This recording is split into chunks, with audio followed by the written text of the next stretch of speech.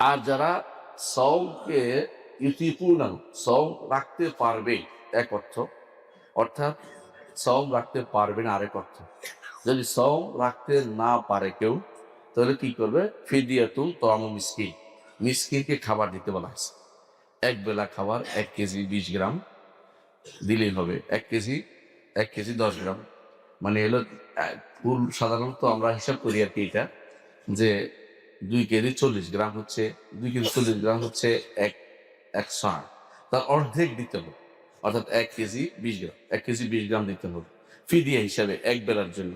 সাথে খাবারের সাথে যেটা দিয়ে খায় সেটাও দিতে হবে, সেটাও দিতে হবে। এটা হচ্ছে ফিদিয়া যে ব্যক্তি রাখতে পারবে না এবং ভালো হবে না এরকম অবস্থা হলে, অথবা কোনো ব্যক্তি, কোনো মা তার সন্তানকে দুধ খাওয়ানোর কারণে সে কি করেছে, সে রোজা সওম ভঙ্গ করেছে সন্তানের কারণে, নিজের কারণে নয়, সেখানেও তাকে সওমও কাজা করতে হবে, ফিদিয়া দিতে হবে। এটা হচ্ছে শেখ মোহাম্মদ সালেহ উসাইমিনের মত এবং এটা শক্তিশালী মত।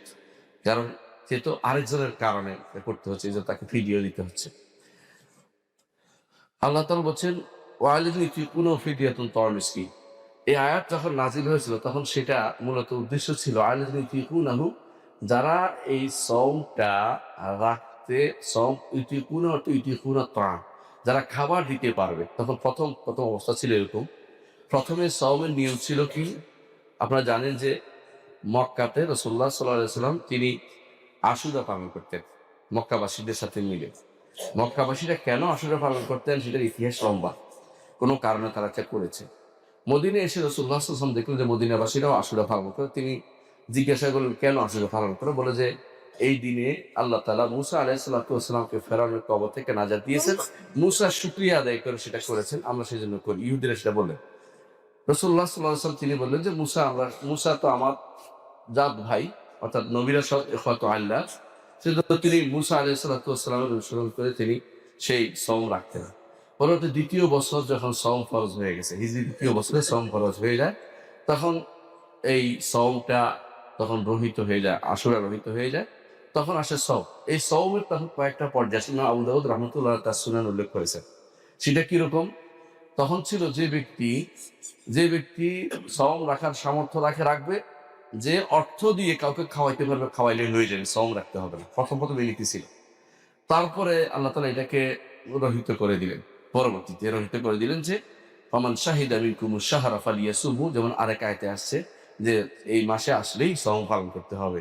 তখন থেকে আর সবার উপরেই সওমটা হলো খাবার দিলে চলবে না। ওই ব্যক্তির জন্য খাবার রয়ে গেছে যে ব্যক্তি রাখতে পারবে না, শুধু মানে শারীরিক অসঙ্গতির কারণে যে রাখতে পারছে না তার জন্য শুধু খাবারের মশলাটা রয়ে গেছে।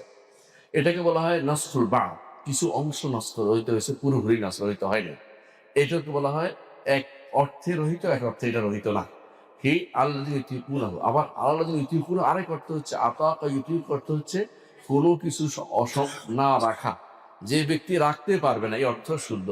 এটাকে বলা হয় সালফে মাখাজ, এটা আরবি জানেন আপনারা। অর্থাৎ যে ব্যক্তি রাখতে পারবে না, অসমর্থ, সে কি দিবে? ফিদিয়া দিবে, সে ফিদিয়া দিবে। এইটাও আল্লাহ তাআলা আমাদেরকে একটা আয়াতের ভিতরে জানিয়ে দিয়েছেন ফিদিয়াতুন। এরপরে ফিদিয়ার তখনকার সময় সওমের একটা নীতি ছিল, কেউ যদি কোনো মানে যতক্ষণ পর্যন্ত মাগরিবের পর থেকে, সূর্য ডোবার পর থেকে যতক্ষণ না ঘুমাবে ততক্ষণ পর্যন্ত যত ইচ্ছা খেতে পারবে, কিন্তু যখন ঘুমিয়ে যাবে তখন আর খেতে পারবে না। এটা নীতি ছিল।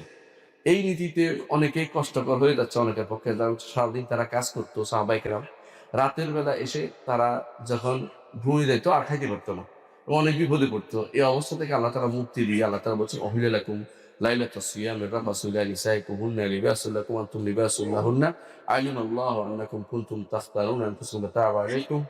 এইভাবে আল্লাহ তাআলা শেষে বলেছেন যে সুম্মা আতিমু কুলু ওয়াশরাবু হাত্তা ইয়াতাবাyyana লাকুমুল খায়তুল আবয়াদু মিনাল খায়তিল আসওয়াদি মিনাল ফাজর সুম্মা আতিমুস সিয়ামা ইলাল লাইল।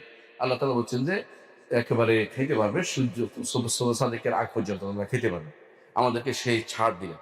একদিকে ছাড় দিচ্ছেন, আরেকদিকে আমাদেরকে বাধ্য করে দিয়েছেন যে আমরা সওম অবশ্যই পালন করতে হবে, ছাড় দিতে পারবো যদি না অসুস্থ হয়, যদি না কেউ অসুস্থ হয়। ইয়ার ফলে আল্লাহ তাআলা বলছেন ওমান ফামান তাতাওয়া খায়রান ফাহুয়া খায়রুল্লাহ, যদি কেউ, তখনকার সময় এটা বলা হচ্ছে, যদি কেউ আর্থিক সঙ্গতি থাকা সত্ত্বেও, এটা ওই সময় যখন আর্থিক সঙ্গতি থাকলে সওম রাখা ফরজ ছিল না, তখন দান করলে হতো, তখন তারপরেও তিনি, তখন আল্লাহ তাআলা বলেছেন যে যে ব্যক্তি সওম রাখতে পারে এটা তার জন্য উত্তম। ফামান তাতাওয়া খায়রান ফাহুয়া খায়রুল লাহ ওয়া আন তাসুমু খায়রুল লাকুম ইন কুনতুম তা'লামুন। যদি তোমরা সওম রাখো এটা তোমাদের জন্য উত্তম যদি তোমরা জানো।